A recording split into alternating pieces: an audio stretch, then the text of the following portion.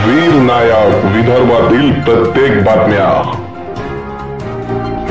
अमरावती शहरातील साधारणतः 35,000 तर अमरावती लोकसभा मतदारसंघातील 1,00,000 नावे यादीतून गहाळ झाले आहेत। त्यामुळे मतदार याद्यांची तपासणी करावी व त्या यादींची दुरुस्ती करावी यासाठी भाजपचे आमदार प्रवीण पोटे यांच्या नेतृत्वात भाजपच्या कार्यकर्त्यांनी जिल्हाधिकाऱ्यांना निवेदन दिले।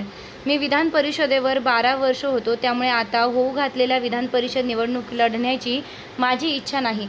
मला पक्षाने अमरावती विधानसभा मतदारसंघात उमेदवारी द्यावी इच्छा आमदार प्रवीण पोटे यांनी व्यक्त केली आहे। काँग्रेसने लोकसभेत अल्पसंख्याकांचं राजकारण केलं, त्यामुळे विजय मिळाला होता। तसेच अमरावती विधानसभा मतदारसंघात काँग्रेसने मुस्लिम उमेदवाराला उमेदवारी दिली पाहिजे, म्हणजे मुस्लिमची सीट व या ठिकाणी निवडून येईल, अशी प्रतिक्रिया देखील आमदार प्रवीण पोटे यांनी दिली आहे।